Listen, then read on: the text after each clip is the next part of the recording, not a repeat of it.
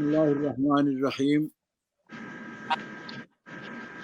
الحمد للہ الذی لا مانع لحکمہ ولا ناقض لقضائہ والصلاۃ والسلام علی سید انبیائہ وسند اولیائہ واحبابہ المعارضین لاعدائہ اما بعد فاعوذ باللہ من الشیطان الرجیم بسم اللہ الرحمن الرحیم ولولا نفر من كل فرقة منهم طائفة ليتفقهوا في الدين ولينذروا قومهم إذا رجعوا إليهم لعلهم يحذرون صدق الله العلي العظيم إن الله وملائكته يصلون على النبي يا أيها الذين آمنوا صلوا عليه وسلموا تسليما اللهم صل على سيدنا ومولانا محمد وعلى آله وصحبه وبارك وسلم صلاة وسلاما عليك يا رسول الله صلاة وسلاما عليك يا حبيب الله مولاي صل وسلم دائما أبدا على حبيبك خير الخلق كلهم محمد سيد الكونين والثقلين والفريقين من عرب ومن عجم إن من جودك الدنيا وذرتها ومن علومك علم اللوح والقلم منزه عن شريك في محاسنه وجوهر الحسن فيه غير منقسم ثم الرضا عن أبي بكر وعن عمر وعن علي وعن عثمان ذي الكرم والآل والصحب ثم التابعين لهم أهل التقى والنقى والحلم والكرم. اللہ تعالی جل جلالہ وعم نوالہ وأعظم شانہ وأتم برہانہ بحمد الثناء حضور قائد المرسلین سید النبیین سید العالمین امام الاولین والآخرین جناب محمد مصطفیٰ احمد مجتبیٰ صلی اللہ علیہ وآلہ واصحابہ وبارک وسلم کی بارگاہ اقدس و انور میں ہدیہ درود و سلام کے بعد ناظرین و سامعین، آج اس ٹی وی چینل پر حضرت علامہ مفتی مقصود احمد صاحب قادری اور حضرت علامہ مولانا مدثر حسین صاحب نقشبندی، ان کے زیر انتظام و زیر سرپرستی اس پروگرام میں حاضری کی سعادت حاصل کر رہے ہیں، اور جیسا کہ پہلے ان حضرات نے آپ کو آگاہ کیا، آج کا پروگرام امت محمدیہ کی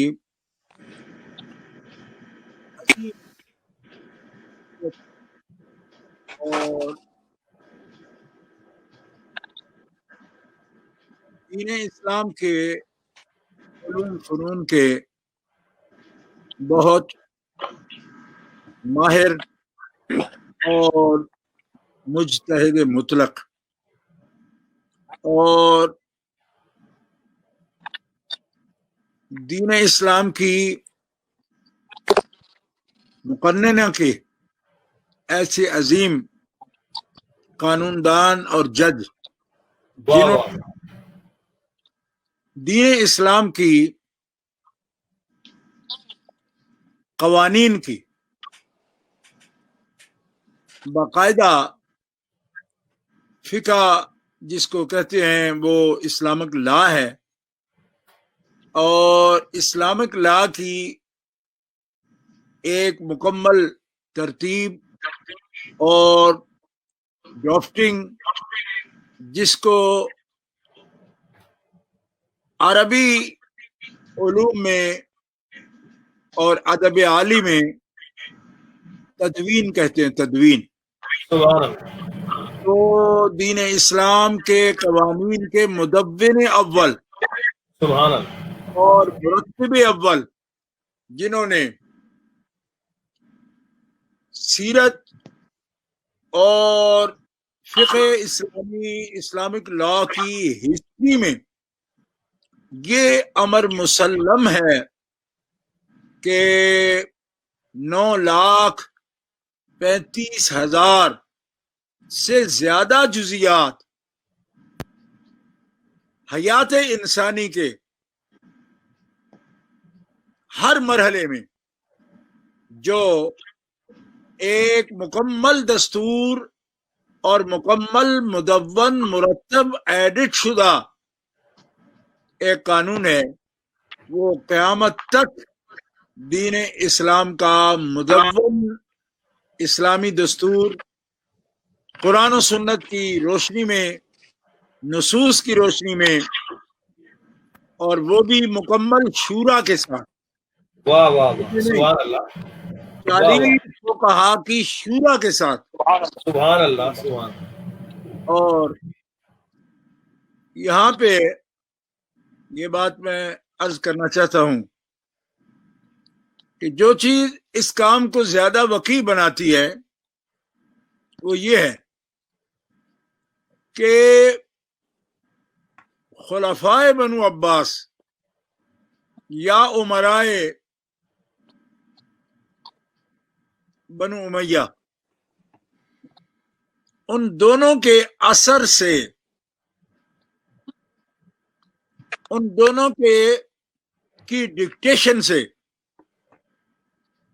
خلفاء و امراء کی ڈکٹیشن سے پاک، واہ واہ واہ، نجی ماحول میں سبحان اللہ، سبحان اللہ، اپنے ذاتی خرچ پر. کیوں کہ یہ 40 فقہا جو اپنے دور کے مسلم ماہرین ہیں، ان میں ایسے ایسے صوفیاء ہیں، ان کے اسماء گرامی ہیں، اگر بادشاہ وقت ان کو اپنے دربار میں یا کسی ریسرچ روم میں یا کسی تحقیق کے لیے بلاتا، ان کی زندگی بتاتی ہے کہ بادشاہ کے آرڈر کو، اس کے آرڈر پر کام کرنے کو وہ لوگ تیار ہی نہیں تھے. واہ واہ واہ، سبحان اللہ، سبحان اللہ، کیونکہ اس میں قاضی عافیہ جیسا فقیہ موجود ہے، حضرت شکیل عیاض جیسا ولی موجود ہے، واہ واہ واہ، صوفی، واہ اور حضرت وقی جیسا محدث موجود ہے. واہ واہ واہ واہ واہ، اور سبحان اللہ، جو آیان کی تاریخ کو جانتے ہیں، اس وقت چونکہ یہ ایک ایسا ٹی وی ہے، غالباً سب رنگ اس کا نام ہے جی، سب رنگ، سب رنگ، تو سب رنگ ٹی وی جو ہے، اس کو سننے والے امریکہ ہو یا اس لنک پر کینیڈا ہو یا آسٹریلیا مشرق میں یا ساؤتھ افریقہ یا جہاں بھی ہو، ظاہر ہے کہ ہم ایسے فورم پر بیٹھے ہیں کہ جس کے ناظرین بہت وسیع المطالعہ بھی ہوں گے یقیناً. تو جو لوگ یہ کتابیں پڑھتے ہیں، مثلا سیر و اعلام النبلاء یا طبقات کی کتابیں پڑھتے ہیں، شواف حنابلہ کی، اور تابعین کی تاریخ کو جانتے ہیں، تبع تابعین کی تاریخ کو جانتے ہیں، رجال پر ان کی نظر ہے. جو نام میں نے صرف اختصار کے ساتھ 3 آدمیوں کے نام بولے، تو یہ نام محدثین کے نزدیک بھی معتبر. اور ویسے بھی آپ جانتے ہیں کہ ہمارے یہاں اسماء الرجال پر جب بات کرتے ہیں تو محدثین پر جرح ہوتی ہے لیکن اولیاء پر جرح نہیں ہوتی. سبحان اللہ اولیاء پر کبھی کوئی جرح نہیں کرتا. سبحان اللہ سبحان اللہ. سبحان اللہ. واہ واہ واہ. سفیان بن عیینہ جیسی ہستی پر کوئی کلام کرے تو کر سکتا ہے، کرتے رہتے ہیں، لیکن سفیان ثوری پر کوئی نہیں کرتا. واہ واہ واہ واہ. یزید بستامی پر کوئی جرح نہیں ہے. سبحان اللہ. حضرت ابو الحسن خرقانی پر کوئی جرح کرنے کی جرت ہی نہیں رکھتا. واہ واہ. آپ کہیں گے کیسے؟ واہ واہ واہ واہ واہ. میں یہ عرض کرتا ہوں کہ جس کے تقوی کا چھوڑا ہو اس کو کیسے کوئی کہے کہ وہ عادل نہیں ہے سبحان اللہ. اور ثقہ نہیں ہے. واہ واہ واہ. کیوں کہ حسن نیت کے بغیر وہ متقی نہیں بنتا، اور جن کی نیت پر کوئی انگلی نہ اٹھا سکے، سبحان اللہ. سبحان اللہ. یعنی نیت کا محل بھی تعین نہ ہو، ان ہستیوں سے جھوٹ کی نسبت واہ کا واہ. ان کی طرف کر سکے گا اللہ. جن کی حسن نیت اتنی اجلی ہو کہ ہر بندہ نہ صرف یہ کہ ان کے معتقدین کے غیر بھی ان کی عظمت کا اعتراف کرتے ہوں. محدثین کرام ہاتھ اٹھا رہے ان کے سامنے، نقاد حدیث اور نقاد روات بھی ہاتھ اٹھا گئے کہ درایت و روایت میں کائنات میں ہو سکتا ہے قیامت تک ایسی شورا کبھی نصیب نہ ہو جیسی شورا امام اعظم ابو حنیفہ کے کہنے پر منعقد ہوئی تھی. سبحان اللہ. سبحان اللہ. سبحان اللہ. یہی محدثین مان سکتے تھے. کیوں؟ اس لیے سب سے بڑی شورا تو محمد رسول اللہ کی ہے، صلی اللہ علیہ وسلم. واہ واہ. جن کی گواہی اولئک الذین امتحن اللہ قلوبہم للتقوی کہہ کے اللہ تعالیٰ دے رہا ہے. سبحان اللہ. اور بعض محمد رسول اللہ کی شورا کے امت میں ایسی شورا کسی عالم کے کہنے پر، محقق کے کہنے پر، مجتہد کے کہنے پر اس کی نظیر ہی نہیں ملتی.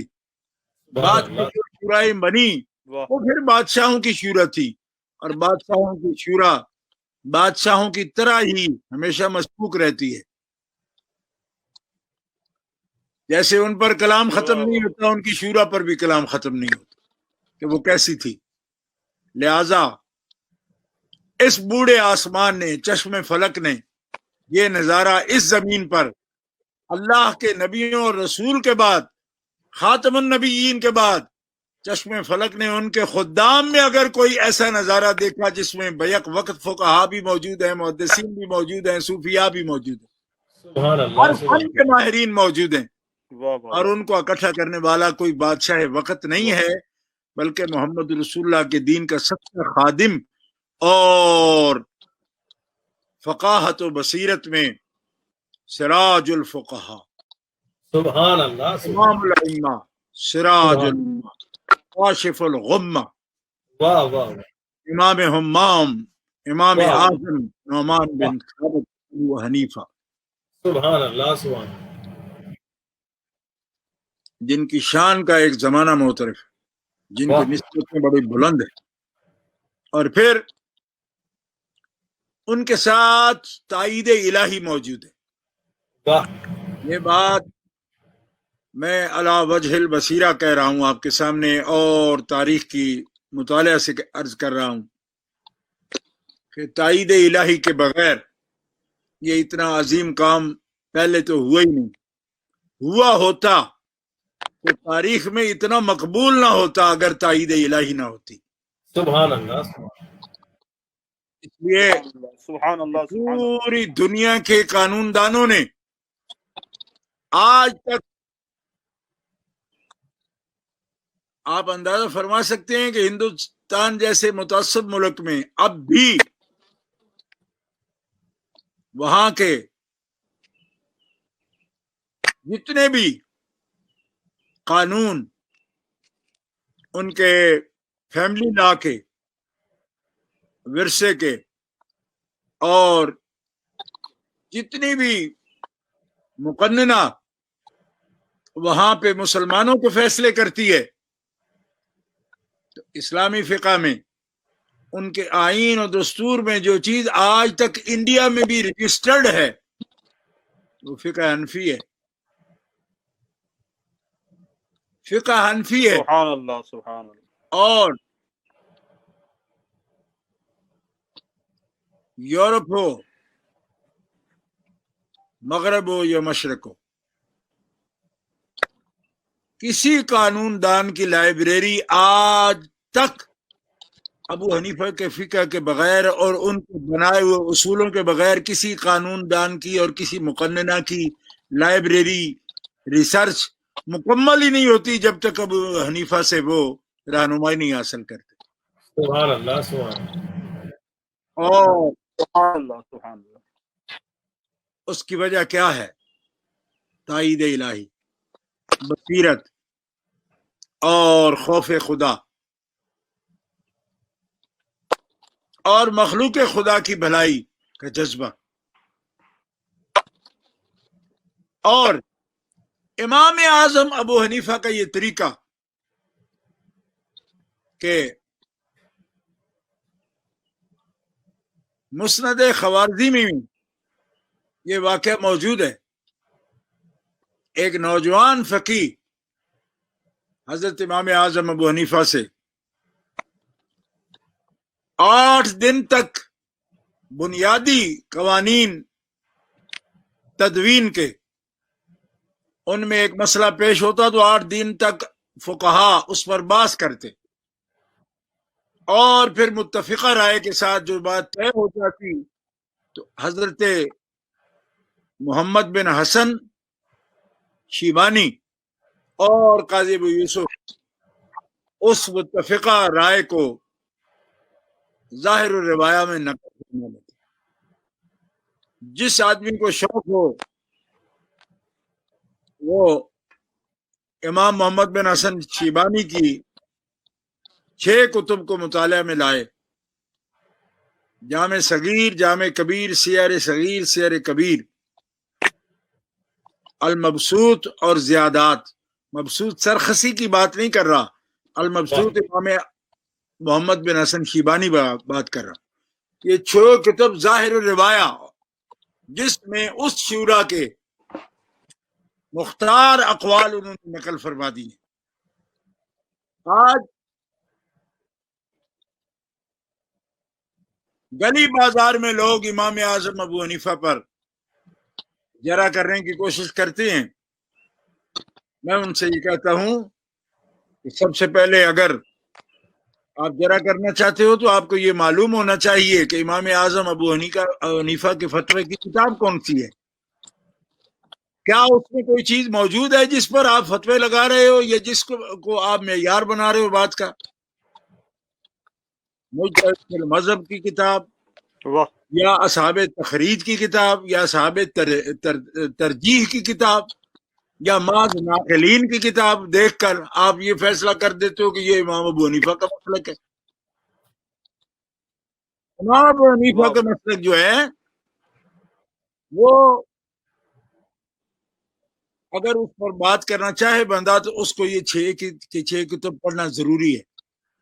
پھر کتاب الآثار امام طحاوی رحمۃ اللہ علیہ کی، معانی الابصار آثار اس کو دیکھنا ضروری ہے، امام طحاوی رحمۃ اللہ علیہ کو پڑھنا ضروری ہے، امام قاضی ابو یوسف امام ابو حنیفہ کی کتب پڑھنا ضروری ہے، امام محمد بن حسن شیبانی کتاب پڑھنا ضروری ہے، امام ظفر اور عبداللہ ابن مبارک کی کتب کو دیکھنا ضروری ہے۔ صدیوں بعد ان کے جو لوگ پیدا ہوئے ہیں ان کی کتابیں دیکھنے والا بندہ کس طرح امام اعظم ابو حنیفہ پر اعتراض کر سکتا ہے؟ اس لیے میں ان کا صرف ایک نمونہ پیش کرتا ہوں مسند خوارزمی سے۔ ایک مسئلہ پر جرح کے دوران ایک نوجوان فقیہ قدر عمر میں کم تھا لیکن تجربے میں کافی، مگر عمر کی کمی کے پیش نظر جذبات میں اس نے امام اعظم ابو حنیفہ کو براہ راست کہا، اس رائے میں آپ نے خطا کی، اخطا یا ابا حنیفہ، اے ابو حنیفہ آپ اس رائے میں خطا پر ہیں۔ حضرت وکیع کھڑے ہوئے اور کہا کہ اے نوجوان، تمہیں پتہ ہے کس سے بات کر رہے ہو؟ ابو حنیفہ کو اخطا تو کہتے ہو، اخطا تا کہہ رہے ہو، تو خطا پر ہے۔ ان کے تقوی، ان کا علم، ان کا تجربہ، ان کا ممارسہ، مشق، ان کی فقاہت، ان کی بصیرت تیرے پیش نظر نہیں؟ امام ابو حنیفہ نے ہاتھ جوڑ دیے اور وکیل سے کہا، آپ نے فرمایا دا ہو، چھوڑ اس کو، یہ حوالے نہ دو۔ کیوں؟ قد عودتہم عن نفسی، میں نے اپنے بارے میں ان کو جرت دلائی ہے کہ مسئلے پر تحقیق کے دوران یہ ابو حنیفہ کی شرم نہ کریں، خوف خدا کے تحت جو ان کی رائے بنتی ہے وہ پیش کر دیں۔ سبحان اللہ، واہ یہ واہ ہے واہ، وہ اصول، سبحان اللہ، جس اصول نے اور جس للہیت نے، جس خلوص نے، جس بے نفسی نے فقہ حنفی کو چار چاند لگا دیے، اور آج وہ ہمارے لیے نہ صرف دستور العمل ہے بلکہ سرمایہ فخر بھی ہے اللہ کے فضل و کرم سے۔ اور ادیان میں اتنے بڑے کام کی مثال نہیں ملتی کسی سے۔ ہمارے سامنے جو جماعتیں موجود ہیں، دنیا میں جو مذاہب موجود ہیں، وہ اس کی نظیر امت کی طرف سے پیش کرنے سے قاصر ہیں۔ لوگوں سے تو اپنے نبی کی سیرت اور اقوال محفوظ نہیں رہ سکے۔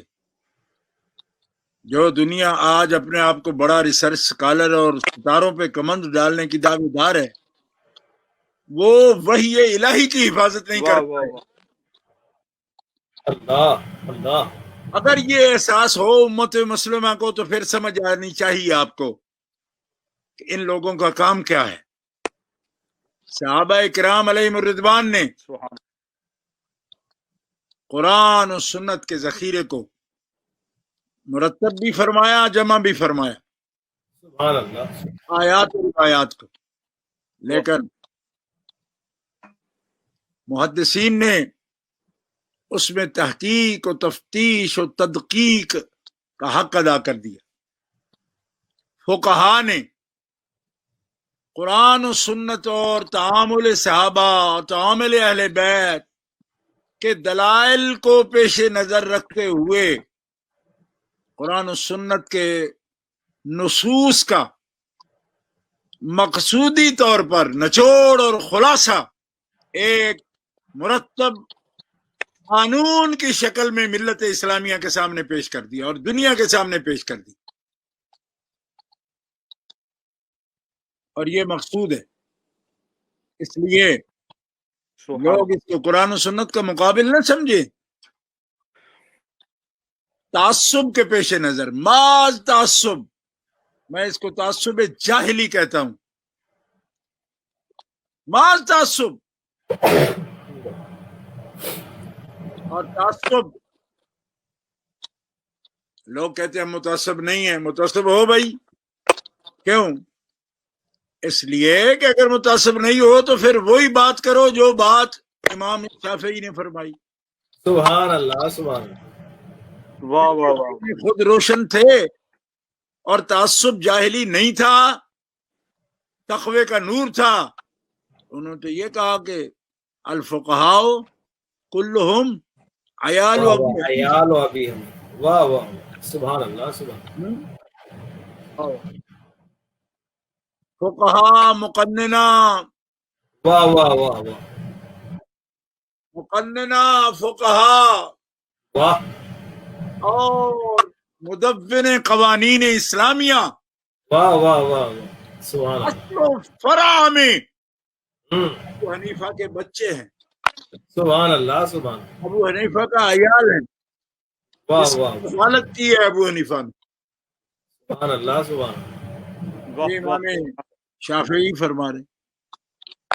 امام محمد بن ادریس شافعی. اور میں ڈنڈورا کرتا رہوں تو دنیا کو کیا پتا، وہ تو سلطان گولڈن کو جانتی ہے جو کار اڑاتا ہے ہوا میں، سنٹ مین کو پہچانتی ہے یا ہالی ووڈ کے فنکاروں کو پہچانتی ہے. ان کو کیا پتا ہے محمد بن ادریس شافعی کون ہے. ہاں ہاں ہاں، محمد بن واہ ادریس واہ واہ شافعی واہ اگر واہ، سبحان اللہ. سارے فقہا کو ابو حنیفہ کا بچہ کہتا ہے تو واہ یہ واہ واہ، معتقد کی رائے نہیں ہے جس بیچارے کی اپنی نظر ہی کوئی نہ ہو، کتاب و سنت اور قانون کو جانتا نہ ہو. لیکن یہ اس شافعی کی بات کر رہا ہوں جو کتاب الام کا مصنف ہے. سبحان اللہ، سبحان اللہ، امام بخاری اور امام مسلم جیسے جس کے مقلد ہونے کے دعوے دار ہیں. سبحان اللہ، ٹھیک ہے، ایک دنیا کروڑوں لوگ ان کو اپنا امام مانتے ہیں. اگر وہ کہیں کہ فقہا تو بچے ہیں ابو حنیفہ کے، اور فقہائی تو واہ واہ، خلاصہ ہوتے ہیں، امت کا خلاصہ ہیں.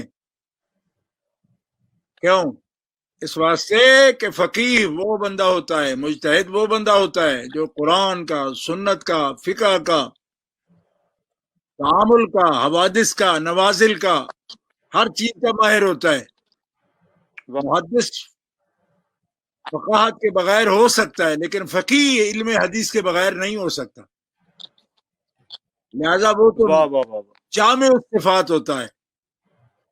آج جو لوگ دو 10 20 یا 40 حدیثیں لکھ کر یا سن کر اپنے آپ کو فقیہ اور محدث سمجھتے ہیں، وہ سستی پر کلام کریں تو کوئی ڈکٹیٹرشپ نہیں ہے ہماری کہ ہم لوگوں کو کہیں کہ تمہیں حق نہیں ہے. لیکن بھائیو، حق لے لو مگر کچھ رائٹ تو لے لو، لیکن کچھ اپنی ڈیوٹیاں بھی لو نا، کچھ کر کے بھی واہ دکھاؤ، کر کے بھی تو دکھاؤ نا. کر کے دکھانے کی باری آئے تو جو تم کر رہے ہو اللہ، اس پہ خدا کی قسم اتنی شرم آتی ہے. دیکھو ایک تازہ واقعہ، ابھی ان کی فقاہت کا امتحان دیتا ہوں میں آپ کے سامنے. چند دن پہلے اللہ اللہ، ملک شام میں حضرت عمر بن عبدالعزیز رضی اللہ عنہ وعلیہ الرحمہ، واہ آپ واہ، کی قبر انور رافضیوں نے آپ کی قبر انور پر حملہ کیا. پاکستان میں غیر مقلدین کے جتنے پیشوا ہیں، حافظ احسان الہی ظہیر کا بیٹا ابتسام الہی، پروفیسر ساجد میر، اور ایک ان کا اور سربراہ ہے ظہیر نام کا، اور دیوبند مکتبہ فکر میں ایک بندہ بھی ایسے نہیں جس کا بیان میں نے نہ پڑھا ہو، مولوی فضل الرحمان سے لے کر مولوی امجد خان تک اور طاہر اشرفی سے لے کر، کیونکہ آج کل اس کو علماء بورڈ کا صدر بنایا گیا اس لیے نام لے دیا اس کا، ورنہ علماء کی بزم میں اس کے نام کا بھی مطلب کوئی نہیں تھا.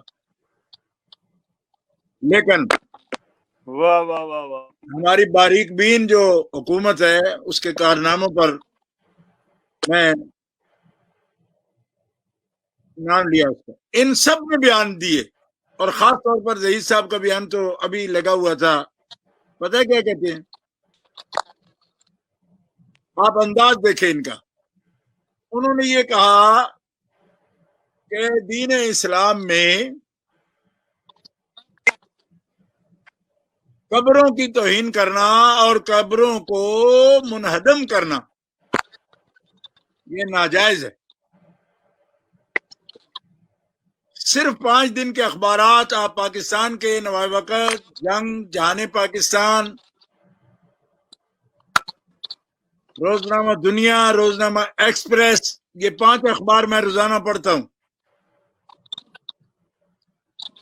اور یہ اخبارات اٹھا کے دیکھ لیں آج سے پہلے 5 دن کے، یہ سب باتیں اس میں موجود ہیں، یہ تاریخ آپ کے سامنے۔ میں نے کہا جناب آپ کے منہ میں گھی شکر، اللہ ہمارے جذبات مجروح ہیں۔ حضرت عمر بن عبدالعزیز کی قبر انور کی بے حرمتی ہو، ہمارے جذبات مجروح ہیں، ہم احتجاج کرتے ہیں، بے شک لیکن آپ کو کوئی حق نہیں دیتے کہ آپ احتجاج کرو۔ کیوں؟ واہ واہ واہ واہ، آپ کیا لگتے ہو اس احتجاج کے؟ عمر بن عبدالعزیز کے کیا لگتے ہو؟ اور یہ کہنے کہ کس طرح حق بجانب ہو کہ قبروں کا انہدام جائز نہیں ہے۔ واہ واہ، ان لوگوں کو حق ہے جائز ناجائز کی بات کریں، قبروں کا انہدام جائز نہیں ہے، اور عمر بن عبدالعزیز جیسی ہستی کے قبر کے انہدام واہ، پر یہ سیکھ پا ہے، تو تمہاری زبان اور تمہارا منہ اور تمہارا کہنا کیا وزن رکھتا ہے؟ تم 100 سال کا قریب ہونے کو آ رہا ہے، یعنی 1924 سے لے کر آج تک تمہارے باپ دادا آل سعود کے اس عمل کو ڈیفینڈ کرتے آ رہے ہیں کہ قبریں گرانا تو عین سنت کے مطابق ہے، اور ان کا انہدام سنت کے مطابق ہے، ان کو بالشت بھر کر دینا یہ سنت کے مطابق ہے، بنا علی القبور جائز ہی نہیں ہے۔ آج کس طرح یہ مسئلہ نکل آیا کہ قبروں کا انہدام جائز نہیں ہے؟ 100 سال تک جو تمہاری واہ واہ فقاہت واہ، تھی وہ آج کس طرح جواب دے گئی؟ اس لیے سب رنگ سبحان اللہ سبحان اللہ، دیکھنے والے یہ رنگ بھی دیکھیں ان کی فقاہت کا کہ جائز ناجائز کا معیار کیا ہے ان کے نزدیک۔ میرے نزدیک تو حضرت عمر بن عبدالعزیز کی قبر کو گرانا بھی جائز نہیں ہے، اس کا انہدام بھی جائز نہیں ہے، لیکن اس سے پہلے میں یہ کہوں گا کہ سیدہ خاتون جنت کی قبر کو گرانا ہرگز جائز نہیں، اور ان سے بھی پہلے کہوں گا کہ نبی پاک کی والدہ واہ حضرت سیدہ آمنہ کی قبر کا انہدام کیسے جائز ہے؟ اور ایک دفعہ نہیں، ہر 6 مہینے بعد اس پر بلڈوزر پھیر دینا۔ واہ واہ واہ واہ، بے حضرت شک، عباس بن عبد المطلب کی قبر کا یہ حال کر دینا، امام حسن مجتبیٰ کی قبر کا یہ حال کرنا، جو ہوا پڑا ہے، امام جعفر صادق، امام زین العابدین سرکار، امام محمد باقر،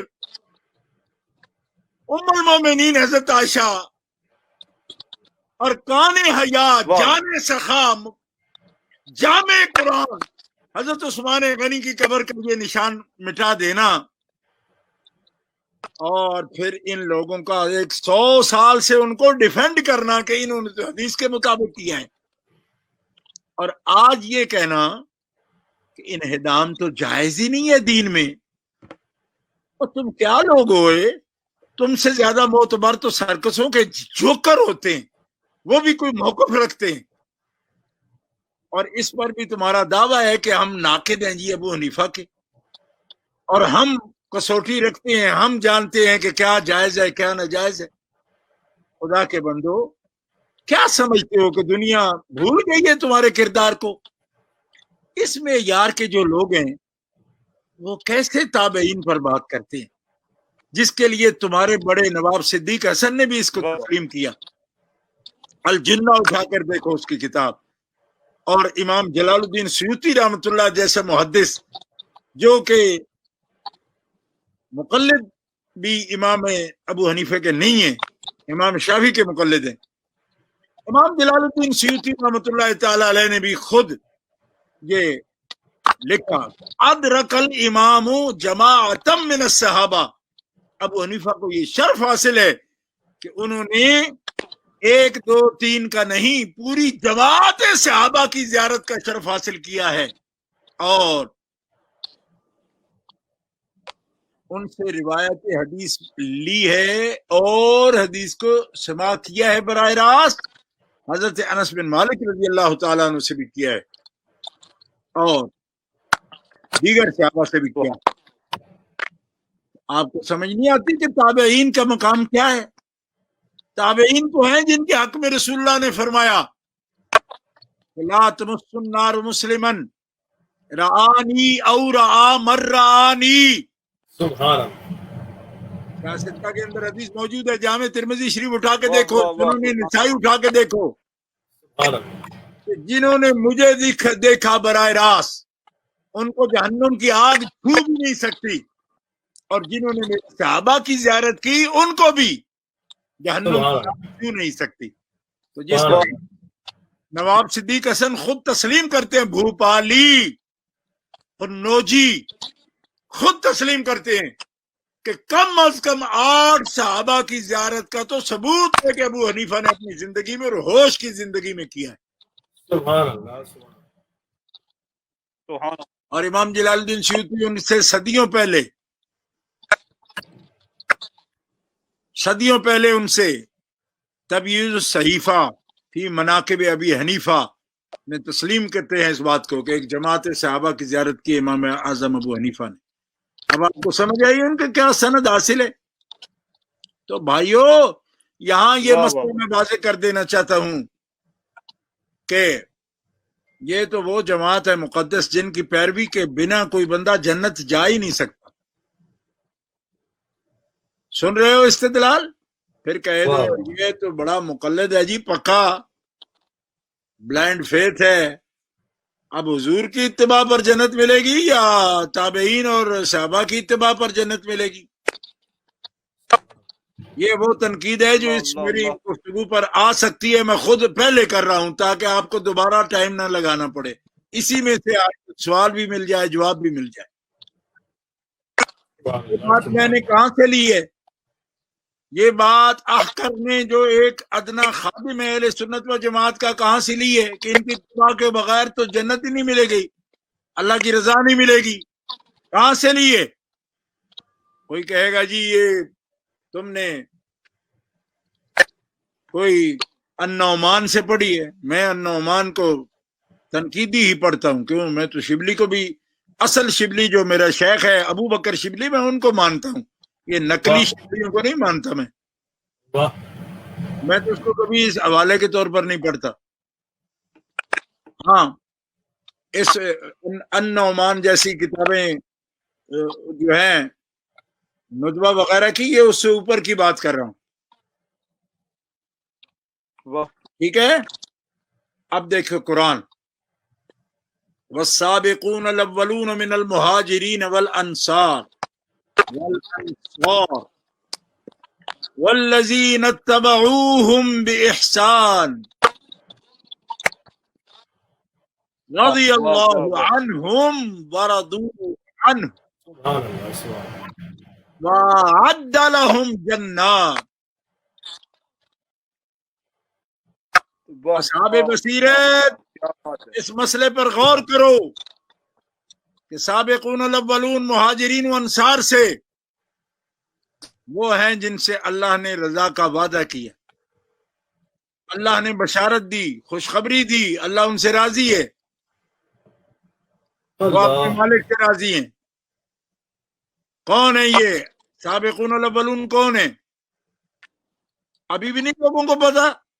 سابقون الاولون ابو بکر صدیق ہے، سابقون الاولون سید الشہداء امیر حمزہ ہیں، سابقون الاولون سیدنا عثمان غنی ہیں، سابقون الاولون مولا کائنات علی مرتضی شیر خدا کرم اللہ تعالی وجہہ الکریم ہیں۔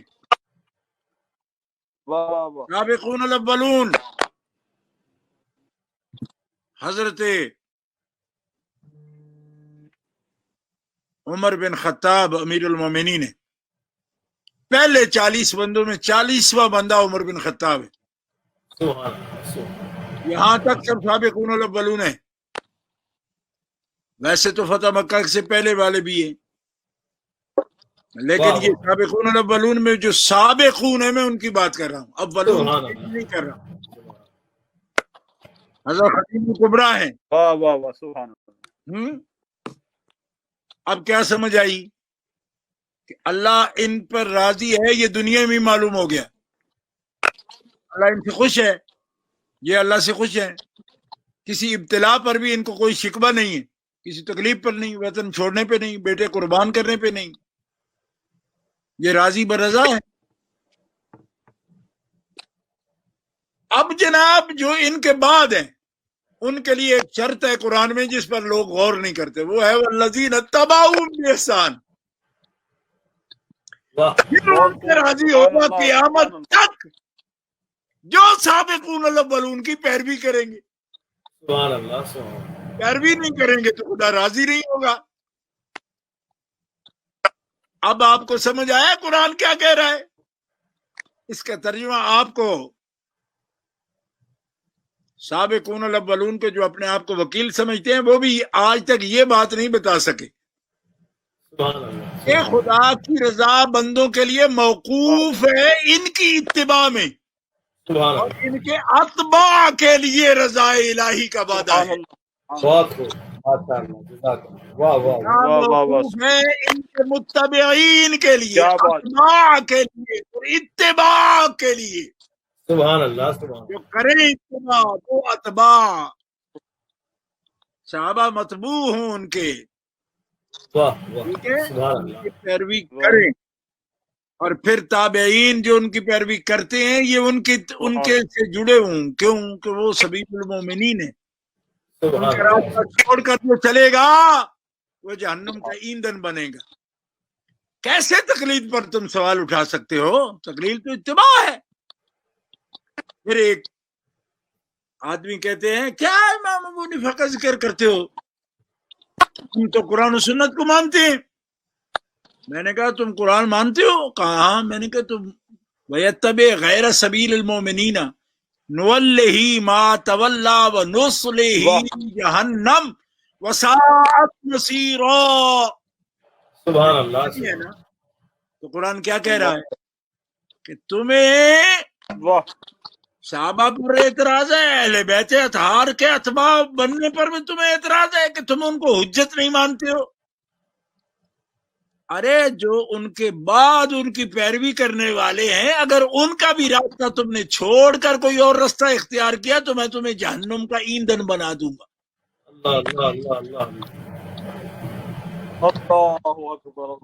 اور تمہارے ابن تیمیہ نے اپنے فتاوی میں تسلیم کیا ہے وَاتَّبِعْ سَبِيلَ مَنْ أَنَابَ إِلَيَّ۔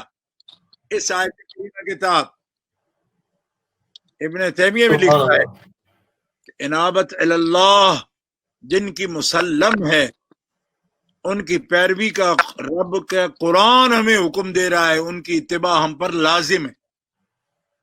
ماشاءاللہ تیمیہ نے تسلیم کیا۔ آج تک ہم سے پوچھا جا رہا ہے جی کون ہے، کس نے حکم دیا ہے؟ میں نے کہا کسی اور نے نہیں دیا، قرآن نے خود دیا ہے۔ ابھی قبلہ قاری صاحب جو قرآن کریم کی تلاوت کر رہے تھے وَأُولِي الْأَمْرِ مِنْكُمْ، اسی کی تشریح نکال کر دیکھ لو محدثین مفسرین کی۔ ماشاءاللہ بہت خوب شاہ صاحب، دل تو چاہتا ہے حضور آپ کی یہ گفتگو جاری رہے، لیکن ہمارے پروگرام کا وقت جو ہے وہ ختم ہوا چاہتا ہے۔ انشاءاللہ ہم دوبارہ آپ کی خدمت میں التماس کریں گے۔